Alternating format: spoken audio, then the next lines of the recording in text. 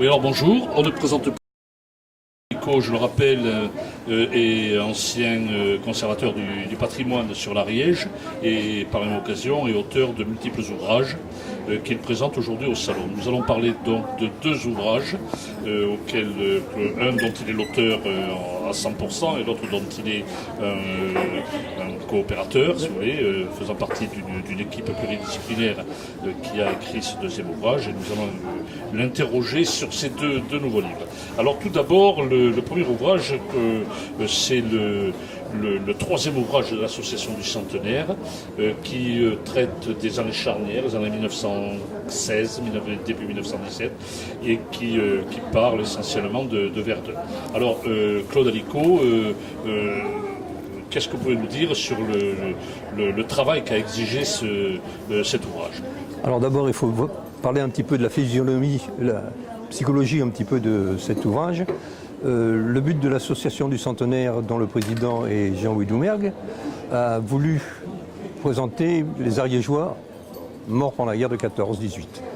Et on s'est aperçu que les Ariégeois n'étaient pas seulement dans les régiments dits ariégeois, c'est-à-dire le 59e, 259e régiment d'infanterie, plus le 134e régiment territorial, mais qu'ils étaient dispersés dans bon nombre de régiments de ce qu'on appelait maintenant Midi-Pyrénées, qui est devenu l'Occitanie maintenant.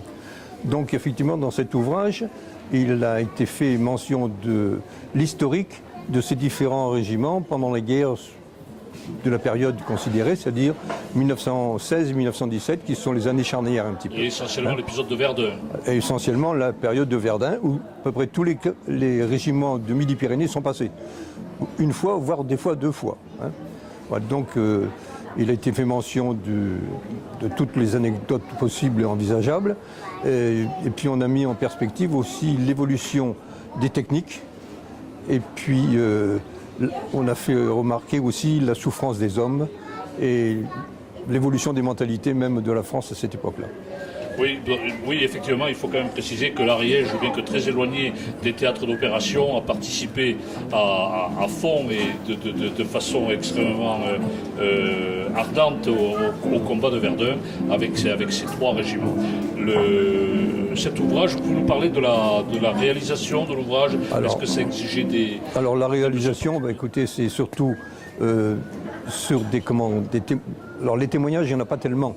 On a quand même réussi à trouver quelques documents d'archives personnelles, oui.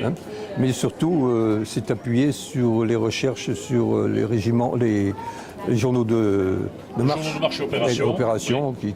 que se trouvent par Internet. Voilà. Bon.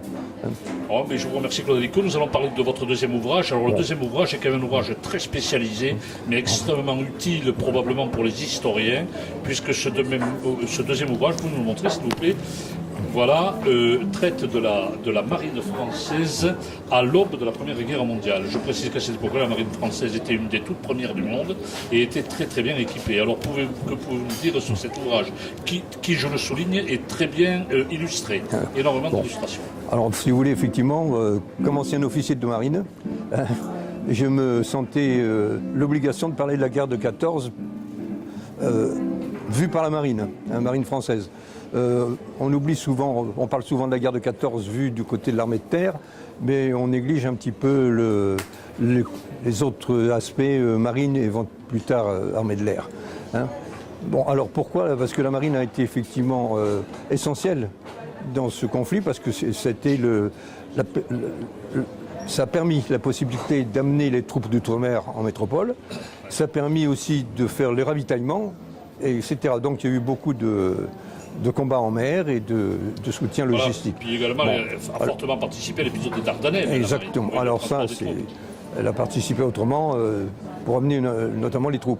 Bon, alors effectivement, ce document, c'est essentiellement un document sur des recherches d'archives, c'est-à-dire la liste des bâtiments, leur tonnage, leur mode de propulsion, etc.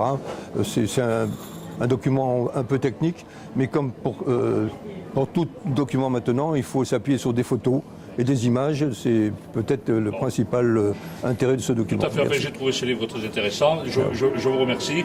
Je précise donc que cet ouvrage est en quelque sorte un hommage rendu à la marine, et puis un excellent document d'information pour les historiens. Je vous remercie, Claude Alico, pour Merci beaucoup. quelques mots. Merci. Merci.